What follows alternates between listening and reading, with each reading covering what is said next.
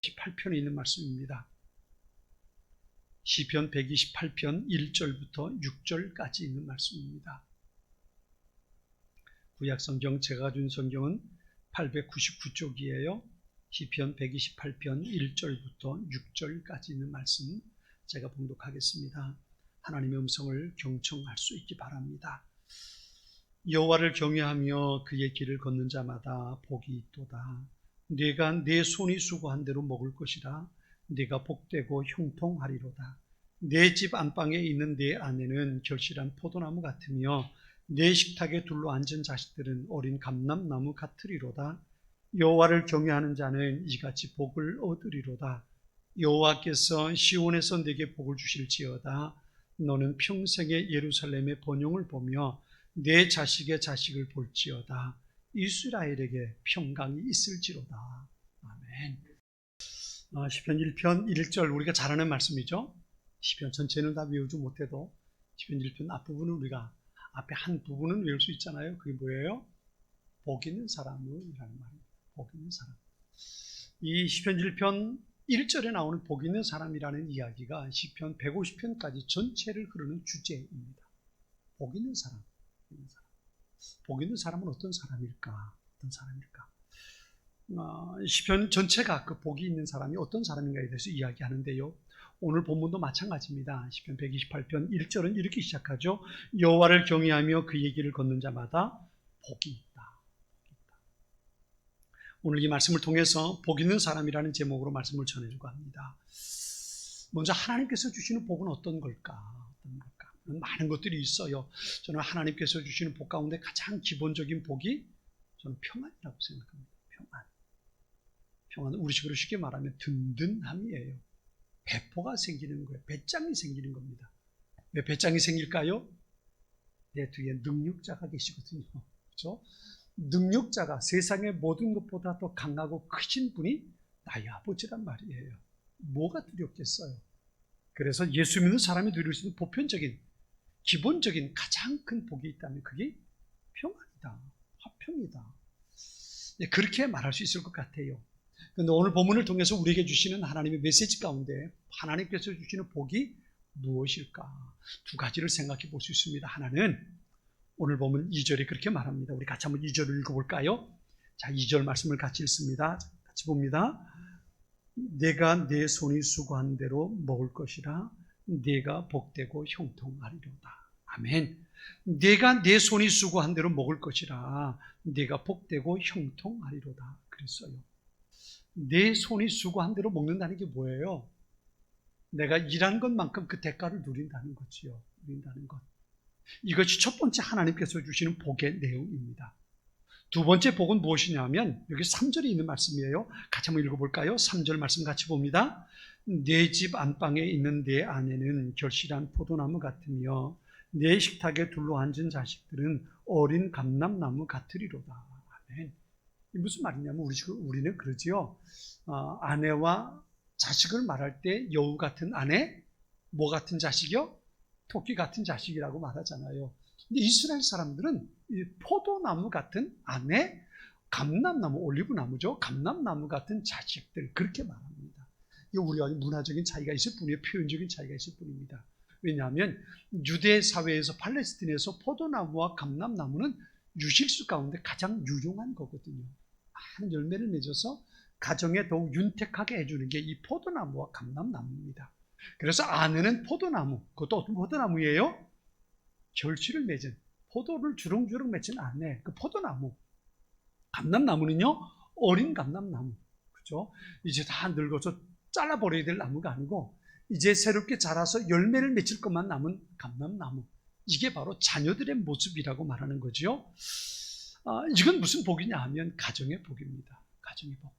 첫 번째는 생업의 복이라면 내가 하는 일들, 내가 계획하고 내가 진행하는 우리식으로 말하면 직장생활을 하는 거, 혹은 사업을 하는 거, 내가 하는 모든 일들에 하나님께서 형통케 하시는 것이 복이고, 두 번째 하나님께서 주시는 복은 가족들이 함께 둘러 앉아서 저녁 식사를 도란도란 이야기하면서 먹을 수 있는 것, 이게 복이라는 겁니다.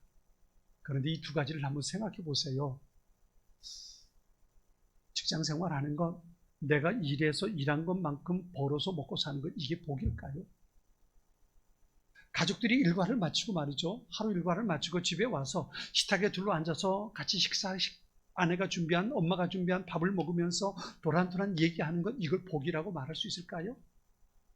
세상에서 말하는 복은 어떤 겁니까? 세상에서 말하는 복은 내가 만일에 10가지를 심었으면 적어도 100가지는 얻어야 이게 복이라고, 대박 터졌다고 말한단 말이에요. 내가 노력한 것보다, 내가 수고하고 애쓴 것보다 몇 배나 열매를 거둘 수 있다면 그걸 복 받았다고 그러잖아요. 그 복이라고 그래요. 다른 사람들과 똑같이 내가 이런 것만큼 결과를 얻었다, 이걸 복이라고 말하지 않는단 말이에요. 그렇죠? 세상 사람들이 보기엔 일상적인 거예요. 그냥 그렇게 사는 것, 그냥 그렇게 사는 겁니다. 아침에 직장 간다고 출근했다가 일 다 마치고 저녁에 퇴근해서 집에 돌아오고, 그리고 한 달 일한 거 월급 받아가지고 가족들, 아이들 공부도 시키고 가정생활 이루어 가는 거, 이걸 가지고 복 받았다고 말하진 않잖아요. 내가 어떻게 고생했는데, 내가 뼈 빠지게 일해가지고 내가 번 건데, 이걸 뭘 복이라고 말할 수 있겠나? 세상 사람들은 그걸 복이라고 말하지 않아요. 당연한 거라고 생각한단 말이에요. 그런데 오늘 성경은 그것을 복이라고 말하는 거예요. 복이라고 말하는 겁니다. 내가 열심히 땀 흘려 수고했어요. 그래가지고 뭔가를 얻었다고요. 이게 뭐 복이냔 말이에요. 그게 뭐 대수냔 말이죠. 그런데 오늘 성경은 그것이 하나님께서 내게 주신 복이라는 거예요. 복이라는 겁니다. 이 말씀을 통해서 우리가 중요하게, 심각하게 마음속에 담아야 할 게 있어요. 그게 뭐냐면, 우리의 일상생활에 주어지는 것이 하나님의 은혜라는 것을 깨닫지 못하면 또 다른 복은 누릴 수 없다는 거예요.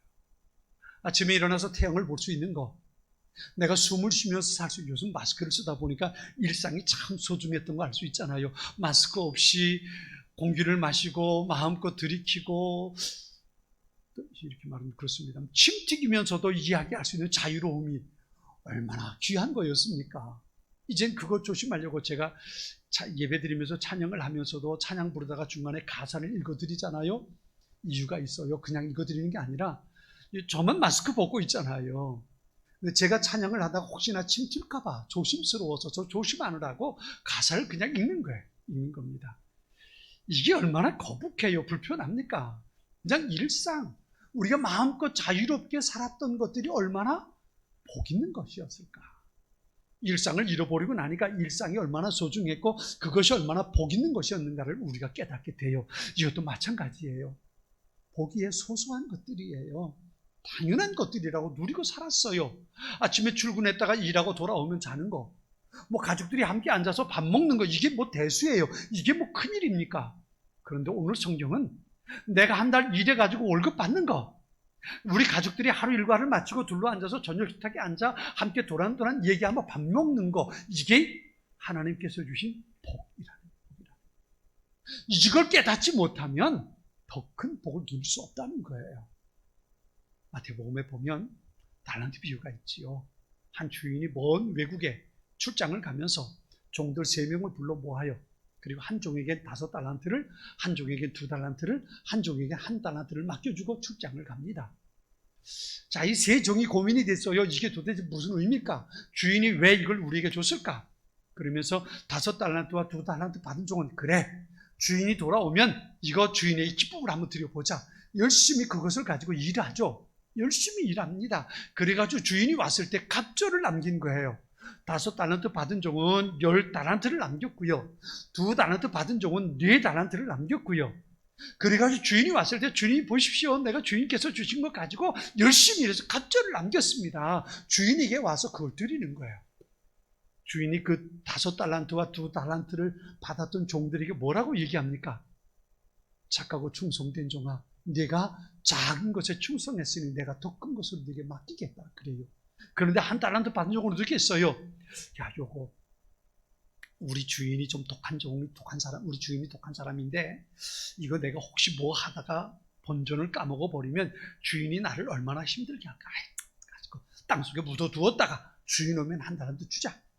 땅속에 묻어두었다가 주인 왔을 때 1달란트를 가지고 오잖아요. 주인이 보십시오, 나 손해보지 않았습니다. 주인님이 내게 맡긴 거 1달란트 여기 있습니다. 그리고 1달란트 내놓잖아요. 그랬더니 그 종을 향해서는 뭐라고 말합니까? 악하고 게으른 종아, 악하고 게으른 종아. 내가 슬피 울며 어두운 데서 이지갈, 어두운 데 내어 쫓겨서 슬피 울면서 이를 갈게 될 거라는 거예요. 이게 무슨 얘기냐면 땅을 치고 후회하게 될 거라는 겁니다. 한 달란트를 받았는데 이것의 소중함을 몰랐어요. 그 종을 있는 것마저도 빼앗긴다는 거예요. 여러분 잊지 마세요. 우리에게 주어진 대수롭지 않은 것 같은 작은 일들, 소소한 일들, 일상의 일들이 하나님께서 내게 주신 은혜요, 복이라는 것을 깨닫지 못하면 더 큰 복이, 더 큰 은혜가 우리에게 주어지지 않는다는 거예요. 아침에 일어나서 하루 주신 하나님께 감사하고요. 가족들의 얼굴을 보면서 내게 가족들이 있구나, 그것 때문에 감사하고요. 직장이 있으면 직장에 나가면서 오늘도 하루 일할 수 있는 직장이 있다는 것 때문에 감사하고요. 힘들고 어려워도 직장 동료들을 보면서 이들과 함께 일하게 되는 것을 감사하고요. 하루 일과를 마치고 집으로 돌아와서 함께 식탁에 가족이 둘러앉으면 이렇게 가족 주셨구나, 그것을 감사하고요. 우리에게 주어진 작은 일상들이 하나님께서 내게 주어진 복이라는 것을 깨닫고 그 복으로 인해서 감사하며 살 수 있는 하나님의 사람들이 될 수 있기를 바랍니다. 이것을 놓치면 안 돼요. 작은 것들이지만, 사람들은 잊어버리고 사는 것들이지만 그 작은 것이 하나님께서 내게 주신 복이라는 것, 이것을 깨닫는 것, 그것이 하나님께서 주신 복을 누리는 첫 걸음입니다. 하나님께서 우리에게 주신 작은 일상들, 그 일상들 잊어버리지 말고 하나님 앞에 감사하며 사는 하나님의 사람들이 되시길 바랍니다. 자, 그렇다면 그 복을 주시는 통로가 무엇일까? 오늘 본문은 이렇게 말해요. 5절에 보면 여호와께서 시온에서 내게 복을 주실지어다. 너는 평생에 예루살렘의 번영을 보며 그랬어요. 여호와께서 시온에서 내게 복을 주실지어다 그랬어요. 이 시온은 예루살렘 성전이 있는 곳을 말합니다. 다시 말해서 이스라엘에게 주어지는 복은 예루살렘 성전을 통해서 주어지는 복이에요. 이스라엘 사람들이, 특히 이스라엘 남자들이요, 1년에 3번은, 적어도 1년에 3번은 의무적으로 예루살렘 성전에 올라가게 돼 있어요. 그곳에 가서 하나님께서 내게 은혜 주신 것들에 대해서 감사하며 제사를 드리게 돼요. 적어도 1년에 3번, 아무리 멀리 떨어져 있어도, 아무리 멀리 살아도 1년에 적어도 3번은 예루살렘 성전에 올라가서 그곳에서 하나님 앞에 예배를 드리게 된 거예요. 예루살렘 성전, 그곳이 어딜까요? 예루살렘 성전이 오늘 우리에게 주어진 이 교회지요. 교회는 하나님께서 주신 은혜와 축복의 통로입니다. 통로예요. 이스라엘 백성들에게 예루살렘 성전에 적어도 1년에 3번씩 나오라고 말씀하신 건 예루살렘 성전을 소중하게 여기라는 겁니다. 주님의 몸된 교회를 사랑하고 주님의 몸된 교회를 통해서 내게 주시는 하나님의 소중한 은혜와 복을 누리는 사람, 그 사람이 성도인 거예요. 하나님을 사랑하는 사람은 교회를 사랑하는 거예요. 왜요? 교회는 그리스도의 몸이거든요. 예수님이 교회의 머리 되시고 교회는 예수님의 몸입니다. 그러니까 예수님을 사랑하는 사람이라면 주님의 몸인 교회를 사랑할 수밖에 없는 거예요. 교회는 그렇게 주님의 몸일 뿐만 아니라 예수님께서 십자가에 자신의 피를 흘려주시고 세워진 교회가 바로, 세워진 공동체가 바로 교회예요. 예수님의 십자가 보혈로 대신 값주고 사시는, 그게 바로 교회란 말이에요. 교회라고 말할 때는 두 가지 의미를 생각할 수 있어요. 하나는 공동체예요, 공동체. 예수 믿는 사람들이 모인 우리 공동체. 그러니까 교회를 사랑한다는 이야기는 우리 공동체를 사랑한다는 거예요. 여의도 제일교회 성도들을 사랑한다는 거예요. 이게 첫 번째 의미예요. 그러니까 하나님을 사랑한다는 것, 교회를 사랑한다는 건 다르게 말하면 우리 교회에 속한 성도들을 사랑한다는 거예요. 우리 옆에 사람 보고 눈짓으로, 또 우리 말로 좀 해도 괜찮죠? 옆에 사람 보고 당신을 사랑합니다. 참 인사할까요? 왜요? 왜 사랑해야 돼요? 우리는 여의도 제일교회라는 한 공동체로 부름받은 사람들이거든요.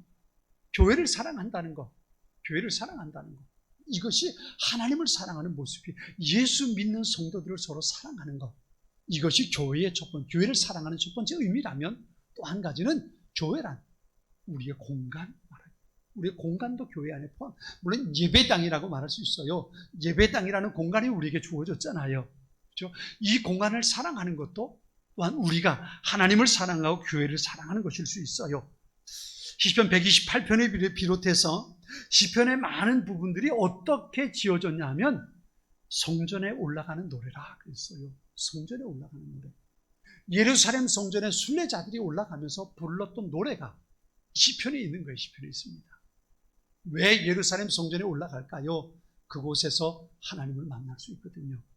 솔로몬이 예루살렘 성전을 다 건축하고요, 완공하고 봉헌하면서 열왕기상 8장 30절에 보면 하나님 앞에 드리는 기도가 있어요. 이렇게 기도합니다. 주의 종과 주의 백성 이스라엘이 이곳을 향하여 기도할 때에 주는 그 간구함을 들으시되 주께서 계신 곳 하늘에서 들으시고 들으시사 사하여 주옵소서 그랬어요. 무슨 얘기예요? 교회가 우리 이런 예수 믿는 사람의 공동체, 우리 사람들이 모인 이 공동체라면 또 다른 의미로 교회 공간의 의미가 있다 그랬어요. 예루살렘 성전을 향하여 기도할 때에 하늘에 계신 하나님께서 그 기도를 들어주셔서 응답해 달라는 기도입니다. 우리가 예배드리기 위해서 모이는 이 공동체가, 이 공간이 얼마나 소중한 것인가를 솔로몬의 기도를 통해서 우리가 볼 수 있어요. 이곳에 나와서 하나님 앞에 기도할 때에, 그리고 이곳을 향하여 기도할 때에 하늘에 계신 하나님이여 우리의 기도를 들어주십시오 라고 기도했던 거예요. 이곳에 나와서 기도하는 사람들이 복 있는 거예요. 집에서 기도할 수 있어요. 직장에서도 기도할 수 있습니다. 전철 타고 가면서도 기도할 수 있고요, 길거리 가면서도 기도할 수 있어요. 얼마든지 할 수 있어요. 그런데 이 공간이 왜 소중할까요? 이곳은 성령의 능력으로 채워진 거룩한 공간, 늘 찬양하고 늘 기도하고 늘 말씀이 선포되는 성령이 거주하시는 아름다운 공간인 거예요. 그래서 이곳에서 늘 기도하는 사람의 기도 소리가, 찬양 소리가 늘 있어서 이곳이 거룩하게 구별되는 거예요. 그래서 이곳에 나와서 기도할 때마다, 그리고 이곳을 향하여 기도할 때마다 하나님의 소중한 역사가 있기를 솔로몬은 하나님 앞에 기도했던 겁니다. 교회는 하나님의 복이 흘러가는 공간이에요. 교회를 가까이 하는 성도들이 될 수 있기를 바랍니다. 시시때때로 교회에 나와서 기도하고 하나님의 은혜를 구할 때 하나님은 그 기도를 들으시고 하늘의 문을 여셔서 그 사람에게 하늘의 복으로 채워주실 겁니다. 교회가 바로 하나님의 복, 하나님의 은혜가 임하는 통로입니다. 그래서 교회를 소중하게 생각할 수 있어야 합니다. 자, 그렇다면 교회를 통해서 하나님의 복과 은혜가 주어지는데 그 복을 누리는 사람은 어떤 사람일까? 우리의 일상의 작은 것들뿐만 아니라 많은 사람들이 보고, 와, 저 사람 정말 복 받았다, 하나님께서 저렇게 축복해 주시는구나, 그렇게 말할 수 있는 복들이 교회를 통해서 흘러간다면 어떤 사람들이 그 복을 누릴 수 있을까요? 시편 1편 우리가 말씀드린 1절 2절에 그렇게 말하죠. 복 있는 사람은 악인들의 꾀를 따르지 아니하며 죄인의 길에 서지 아니하며 오만한 자들의 자리에 앉지 아니하고 오직 여호와의 율법을 즐거워하여 그의 율법을 주야로 묵상하는도다 그랬어요. 악인의 꾀를 따르지 않고 죄인의 길에 서지 않고 오만한 자들의 자리에 앉지 않는다. 그리고 어떻게 한다고요? 하나님의 율법을 즐거워하고 그 율법을 주야로 묵상하는 사람이라 그랬어요. 오늘 보면 1절 아까 우리가 봤지요? 이렇게 말합니다. 여호와를 경외하며 그의 길로 걷는 자마다 복이 있다 그랬어요. 여호와를 경외하며 그의 길로 걷는 자, 시편 1편 2절은 그렇게 말하는 거예요. 여호와의 율법을 즐거워하며 그의 율법을 주야로 묵상하는 자. 무슨 말이에요? 하나님의 말씀을 늘 가까이 하고 살아가는 사람. 예수님께서 요한복음 15장 5절에 이렇게 말씀하십니다. 나는 포도나무여 너희는 가지라. 그가 내 안에 내가 그 안에 거하면 사람이 열매를 많이 맺나니 나를 떠나서는 너희가 아무것도 할 수 없습니다 그랬어요. 나는 포도나무고 너희는 가지라 그랬어요. 예수님이 포도나무고 우리는 가지라는 거예요. 여러분, 가지가 열매를 맺으려면 어떻게 해야 될까요? 열심히 일하는 게 중요할까요? 열매를 맺기 위해서 내가 열매 맺어야지, 내가 풍성히 열매 맺어야 되니까 열심히 일해보자, 그러는 게 중요할까요? 가지가 열매를 맺을 수 있는 조건은 한 가지입니다. 가지예요. 그게 뭐냐면 나무에 붙어 있는 거예요. 붙어 있는 거. 나무에 붙어 있으면 됩니다. 그러면 나무로부터 영양분이 공급되는 거예요. 가지가 영양분을 만들어내는 것이 아니라 나무로부터 수분을 공급받고 영양분을 공급받는 거예요. 그 공급받은 영양분을 가지고 열매는 자연스럽게 맺히는 겁니다. 이게 가지예요. 예수님 그래서 말씀하십니다. 내가 포도나무고 너희는 가지야. 너희가 내 안에, 내가 너희 안에 있으면, 다시 말하면 너희가 나와 동행하면, 너희가 나와 함께 있다면 너희가 많은 열매를 맺을 수 있다는 거예요. 그런데 너희가 내게서 떨어져 버리면 아무것도 할 수 없다는 거예요. 하나님께서 주신 은혜와 복을 누릴 수 있는 비결은 한 가지입니다. 내가 예수님과 동행하는 것. 아멘? 내가 예수님과 동행하는 것. 그게 바로 여호와의 율법을 즐거워하고 율법을 주야로 묵상하는 거예요. 그게 바로 오늘 본문에 나오는 것처럼 그의 길을 걷는 거예요. 그의 길을 걷는 것. 여러분, 전에도 제가 그런 얘기 했어요. 여기서 부산까지 가는 제일 좋은 방법이 뭘까? 한나자매, 세종시까지 가장 빨리 가는 방법이 뭘까요? 세종시. 네? 그러면서 왜 사랑하는 사람 못 만드는지 모르겠어요. KTX를 타고 가는 것도 빨리 갈 수 있어요. 비행기 타고 가면 더 빨리 갈 수 있죠. 그런데 사랑하는 사람과 함께 가면 더 빨리 가지. 시간 가는 줄 모르고 간다고요. 여러분, 마음 맞지 않는 사람과 여행하는 것, 이게 가능할까요? 가능하지 않는 거예요. 마음이 맞는 사람, 사랑하는 사람, 그 사람과 함께 길을 갈 때 행복한 거예요. 우리가 예수님과 동행한다는 게, 하나님과 동행한다는 게 그런 거예요. 누구와 마음이 맞아야 돼요? 하나님이 내 마음과 맞아야 됩니까? 내가 하나님과 마음이 맞아야 되는 거예요. 그 하나님의 마음이 어디 있어요? 그게 바로 말씀 속에 있단 말이에요. 하나님의 말씀을 읽고 하나님의 말씀을 묵상하고 하나님의 마음이 어떤 것인가를 깨닫고 그 하나님의 마음을 내 안에 품고 살아가는 사람, 내가 늘 하나님을 사모하고 하나님을 사랑하고 하나님의 말씀을 늘 내 마음속에 품고 내가 어떻게 하나님을 기쁘시게 해드릴 수 있을까? 하나님의 마음속에 품고 있는 하나님의 소원을 내가 어떻게 이루어 드릴 수 있을까? 이 마음을 가지고 살아가는 것, 이게 바로 여호와를 경외하고 그의 길을 걷는 거예요. 걷는 겁니다. 그런 사람이 어떻다? 복이 있다라고 성경은 말하고 있는 겁니다. 사랑하는 성도 여러분, 여러분의 마음속에 하나님을 사랑하는 마음이 늘 있게 되기를 축원합니다. 하나님의 말씀이 여러분 안에 늘 있길 바랍니다.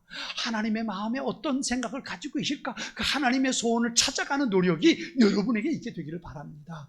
여러분, 사랑하는 사람은요, 저 사람이 무슨 생각을 할까? 여기에 관심이 있어요. 저 사람이 뭘 먹고 싶을까? 저 사람이 무슨 일을 하고 싶을까? 저 사람의 소원이 뭘까? 저 사람의 기도 제목이 뭘까? 사랑하면 그것도 찾게 되는 거예요. 내가 하나님을 사랑한다면 하나님은 내가 어떻게 살기를 원하실까? 하나님은 어떤 소원을 가지고 계실까? 그것에 관심을 가지고 그것을 찾는 거예요. 하나님은 내가 지금 어떻게 하기를 원하실까? 이것을 찾게 되는 거예요. 그리고 그렇게 살아가는 겁니다. 이게 바로 하나님을 사랑하는 사람의 모습이에요. 이게 바로 그분과 함께 동행하는 거고 그의 길을 걷는 자가 되는 겁니다. 여러분이 그런 사람 될 수 있기를 바랍니다. 그의 길을 걷는 자, 하나님을 경외하고 그의 길을 걷는 자, 하나님을 사랑하고 그분을 사모하고 그분의 마음속에 어떤 생각이 있는지 그것을 찾아가는 사람, 그 사람이 복이 있다는 겁니다. 우리 모두가 그런 사람 될 수 있어야 돼요. 그 사람이 하나님의 복을 누리는 거예요. 그런데요, 오늘 본문을 통해서 우리가 또 한 가지 볼 수 있는 게 있어요. 그게 뭐냐면 맨 마지막 6절을 이렇게 말합니다. 내 자식의 자식을 볼지어다. 그러면서 이스라엘에게 평강이 있을지로다 그랬어요. 이스라엘에게 평강이 있을지로다. 이것은 바로 국가적인 나라를 향한 이스라엘이라는 나라에 평강이 있을 때 그때 이스라엘 온 백성들에게 하나님의 은혜와 복이 임하게 된다는 거예요. 예루살렘은 이스라엘의 중심지예요.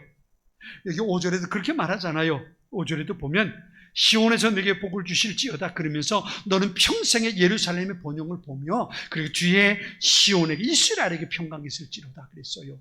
예루살렘은 이스라엘의 수도입니다. 예루살렘의 평화가 깃드는 것, 그리고 이스라엘의 평강이 임하는 것, 평강이 많은 것, 이것은 이스라엘이라는 나라가 하나님 안에 든든하게 세워지는 것, 그럴 때에 하나님께서 주시는 복을 누릴 수 있다는 거예요. 얼마 전에 탈북하신 분들하고 만나서 방송국 프로그램을 한번 같이 한 일이 있습니다. 모르겠어요. 이번 주간에 방영이 되려나 모르겠습니다. 구티브에서 기독교 복음 텔레비전 방송국에서 오자유라는 프로그램이 있는데, 탈북자들과 함께 이야기하면서 북한 생활에 대해서 이야기하는 그런 프로그램이에요. 한번 같이 좀 도와달라고 해서 같이 한번 방송에 한번 같이 출연했어요. 이번 주 목요일 날 방영이 되려나 모르겠어요. 그런데 그분들의 얘기를 들어보면요, 그분들이 하는 얘기가 참 기가 막힌 얘기. 같이 하던 분 중에 지금 탈북해서 우리나라에 와가지고 신학 공부를 하고 지금 목사님이 되신 분이 한 분이 계신데, 그분하고 같이 교제하면서 잠깐 얘기를 해봤어요. 그분이 그런 얘기를 해요. 북한을 찬양하는 사람들을 보면 기가 막히다는 거예요. 북한에서 이 사람들에게 보여주는 그 작은 부분만 보고, 와, 북한 참 좋다, 괜찮다, 우리가 생각하는 것과는 전혀 다르다, 그리고 얘기한다는 거예요. 그건 그 북한 당국자들이 그 사람들에게 보여주는 것만 보여준 거예요. 그것만 보니까 남한보다 훨씬 좋더란 말이죠. 그러면서 그것을 찬양하는 사람들이 참 남한에 많은 것을 보고 기가 막히다고 그런 얘기를 해요. 북한에서는요, 어디 가고 싶어도 마음대로 갈 수 없고요, 뭔가 하고 싶어도 마음대로 할 수 없는 것이 북한이라고 말해요. 이번에 이제 우리나라 코로나 때문에 재난지원금이라는 걸 줬잖아요. 이분들이 그 얘기를 해요. 대한민국 역시 좋은 나라라고. 북한에서는 정부가 있는 사람들과 한 사람을 다 빼앗아가려고 하지, 정부에서 국가에서 백성 국민들에게 뭘 나눠주고 이게 없다는 거예요. 어떻게 하든 국민들과 빼앗아가지고 정부가 뭘 하려고 하지, 정부가 국민들에게 뭘 나눠주려고 하는 꿈도 꾸지 못할 일들이라는 거예요. 그래서 이분들이 웃으면서 그런 얘기를 해요. 남한에 와서 제일 이해하기 힘든 것 가운데 하나가, 자기 생활에 적응하기 힘든 것 가운데 하나가 은행이었대요. 왔는데 딱 와가지고 하나원에서 교육받았는데 통장을 하나 주더래요. 은행 통장을 주면서 매달 생활지원금이 이 통장으로 해서 할 테니까 은행에서 찾아 쓰라고 그러더래요. 그러면서 일해서 돈 벌면 주머니에 현금 가지고 있지 말고 은행에 다 저축하고 쓰라고 그러더래요. 이분들이 이해가 안 되더래요. 왜냐하면 북한에선 은행이 있는데 은행에 저금하면 정부에서 가져간대요. 자기게 아니래요. 은행에 저금하면 자기에게 돌아올 확률이 별로 없대요. 은행에 저금 안 한대요. 처음에 와가지고 이게 이해가 안 돼가지고, 딱 돈이 들어오는 날 되면 은행 가서 다 후딱 찾아가지고 늘 주머니에 넣고 다니고, 일해서 돈을 벌어서 좀 돈이 많이 생기면 전대를 해서 복대 만들어가지고 허리에 차고 일하러 다니고 그랬다는 거예요. 그러다가 이제 적응되니까 은행이라는 것이 참 좋은 것이구나, 그걸 깨닫게 된다는 거죠. 그런 얘기를 하면서 그래요. 북한이라는 나라를 몰라서 사람들이 그것에 대해서 찬양하는 그런 모습들을 볼 수 있습니다. 참 안타깝습니다. 그리고 얘기를 해요. 나라가 든든하고 평안해야 우리가 복된 삶을 살 수 있어요. 얼마 전까지만 해도 헬조선이라 그랬어요. 그래서 우리 대한민국을 떠나겠다고 수많은 사람들이 떠나기도 했어요. 그런데 이 코로나19 사태 때문에 많은 사람들이 다시 돌아오는 모습을 볼 수 있잖아요. 우리가 사는 대한민국이 얼마나 그만큼 좋다는 거지요. 온 세계 다른 나라들과 견주어 봐도 대한민국이라는 나라가 그리 나쁜 나라는 아니잖아요. 얼마나 좋습니까? 살기에 참 좋잖아요. 감사한 일이에요. 그런데 결코 모든 것이 다 좋은 것만은 아니잖아요. 요즘 우리 정부가 지도하는 것 가운데 하나가 뭐냐면 포괄적 차별 금지법이라는 걸 제정하려고 해요. 지난 20대 국회에서도 이 법을 제정하려고 시도했다가 교회가 들고 일어나서 그만 무산된 적이 있어요. 이게 어떤 법이냐 하면요, 장애인이나 다문화 가정이나 난치병 환자들이나 남녀노소나 어떤 약자도 차별받지 말고 공정한 대우를 받아야 한다는 법입니다. 참 좋지요? 그런 법 만들어줘야겠지요. 그죠? 누구도 차별받지 않는 것. 대한민국에 살고 있는 사람이라면 건강한 사람이나 병든 사람이나 남자나 여자나 약한 사람이나 강한 사람이나 차별 없이 그렇게 살아야 된다는 것, 이건 참 좋은 취지예요. 문제는 거기에 포괄적 차별 금지라고 얘기해서 그 속에 무엇을 집어넣냐면 동성애를 집어넣어버린 거예요. 그렇게 해서 동성애가 잘못됐다는 것을 차별하지 말아야 된다는 거예요. 동성애자들도 동등하게 대접받아야 한다는 겁니다. 동성애는 치료받아야 할 질병이지 성적 취향의 문제가 아니에요. 그런데 정부에서는 이것을, 또 많은 사람들이 이것을 동등하게 취급하려고 하는 거예요. 인권의 문제로 다루려고 하는 거예요. 서구에서는 이미 이 법이 만들어졌어요. 미국도 그렇고요, 캐나다도 그렇고요, 영국도 그렇고요, 프랑스도 그렇고요, 네덜란드도 그렇고, 많은 나라에서 이 포괄적 차별 금지법이라는 게 만들어졌어요. 우리나라도 만들어야 된다. 그리고 지금 이제 우리 21대에서 절대적인 권력을 잡은 여당이 추진하려고 합니다. 그리고 정의당이 추진하려고 지금 시도를 하고 있어요. 준비하고 있습니다. 그런데요, 이 법이 만들어진 서구에서는 어떤 일이 벌어지는지 아세요? 동성애에 대해서 설교를 하면 안 됩니다. 교회에서. 창세기, 레위기, 로마서, 고린도전서에 있는 그 동성애에 대한 설교를 강단에서 하면 안 돼요. 그 영국에서는요, 어떤 목사님이 설교를 하면서 동성애에 대한 성경 본문을 인용했다가 고소당해가지고 벌금을 내고 감옥에 갔어요. 재판받았어요. 그런 일이 벌어지는 거예요. 동성애가 잘못됐다고 말하면 안 되는 거예요. 그럼 체포되는 거예요. 교회에서도 성경에 있는 말씀을 가지고 설교가 안 되는 거예요. 뿐만 아니라 예수 믿으라는 말도 못하는 거예요. 못해요. 절에 다니는 사람에게 예수 믿어야 구원받는다고, 절에 가지 말고 예수 믿어야 한다고 말하면 이거 법에 걸리는 겁니다. 전도가 안 되는 거예요. 전도가 안 되는 겁니다. 예수님을 믿어야만 구원받습니다. 이 말 자체를 못하는 거예요. 왜? 이게 차별이거든요. 불교나 부닥부닥거리고 하는 거나 교회다 똑같은 거지. 왜 그래? 이게 차별하지 말라는 거예요. 이렇게 돼버리고 마는 겁니다. 이게 이미 시작이 됐어요. 우리나라 이 정부가 지금 그 법을 만들려고 하는 거예요. 이렇게 되면요, 유치원부터 모든 학교에서 동성애에 대해서 가르칩니다. 그 잘못된 게 아니라고. 그건 그럴 수 있는 거라고. 누구나 선택이 가능하다고. 프랑스에서는 그러잖아요. 남자와 여자도 자기가 선택하는 거예요. 난 남자로 살래, 난 여자로 살래. 이거 자기가 선택할 수 있습니다. 여자로 태어나고 남자로 태어나는 게 아니에요. 어떻게 태어났든지 내가 무엇으로 남자로 살지 여자로 살지 자기가 결정하는 거예요. 그래서 어려서부터 그걸 유치원에서부터 가르칩니다. 넌 사람으로 태어났어. 남자로 살래 여자로 살래 네가 선택해. 이렇게 되는 거예요. 이게 차별금지법을 통해서 일어나는 사건들입니다. 그러면 자연스럽게 남자와 남자가 결혼해서 한 가정을 이루고 여자가 여자와 결혼해서 한 부부가 되는 거예요. 이런 일들이 자연스럽게 일어나는 겁니다. 이걸 지금 이 정부에서 만들려고 시도하고 있어요. 이건 정말 막아야 돼요. 막아야 되는 겁니다. 금년이 6.25 전쟁 70주년 되는 해예요. 지난주에 그 기념식을 했어요. 외부로부터 나라를 망치려고 하는 그 일들에 대해서 우리는 적극적으로 나서서 나라를 지켜야 돼요. 이건 당연히 왜? 나라가 평안해야 우리가 그 안에서 하나님을 찬양하고 예배할 수 있어요. 하나님께서 주신 은혜와 평강을 우리가 누리며 살 수 있다고요. 외부로부터 나라를 흔들려고 하는 것들도 지켜야 하지만 나라 안에서 하나님을 떠난 영적으로 무너져 내리는 나라를 지키기 위해서도 우리가 힘쓸 수 있어야 돼요. 강한 나라뿐만 아니라 영적으로 건강한 나라가 되기 위해서도 우리 예수 믿는 사람들이 힘쓸 수 있어야 돼요. 지난 주간에 그것 때문에 우리 교단의 총회장 김태우 목사님이 총회장이 담화문을 발표했어요. 이건 절대적으로 반대한다. 이런 일은 있을 수 없다. 우리가 그냥 있지 않겠다. 담화문을 발표했어요. 이건 우리가 지켜가야 할 일들입니다. 반드시 이런 일들이 일어나지 않도록 우리 교회가, 우리 나라가 건강하게 하나님께서 주신 은혜와 복을 지켜가는 그런 나라가 되기 위해서 우린 더욱 마음의 관심을 가지고 심석할 수 있어야 합니다. 이제 말씀을 마칠까요? 우리가 지금까지 누리고 있는 우리의 일상, 작은 일들, 늘 지금까지 그렇게 지내왔던 일들, 그것이 하나님께서 내게 주신 은혜요 복인 것을 깨닫는 것, 그리고 그것 때문에 하나님 앞에 감사하고 찬양할 수 있어야 돼요.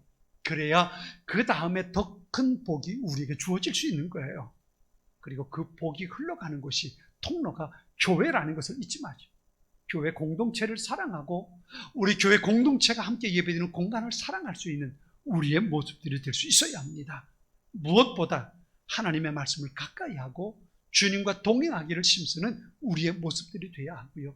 그리고 이 복을 누릴 수 있는 큰 그릇, 국가와 나라라고 하는 이것을 사랑하고 더욱 세워갈 수 있는 하나님의 돌보심 가운데 있는 나라가 될 수 있도록 우리에게 주어진 역할을 잘 감당해 갈 수 있어야 합니다.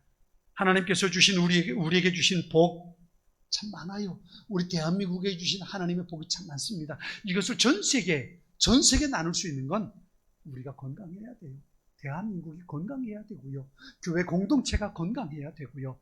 내가 하나님께서 주신 복이 무엇인가를 깨달아 갈 수 있어야 합니다. 이것을 지켜갈 수 있는 우리의 모습들이 될 수 있기를 축원합니다. 같이 기도하겠습니다.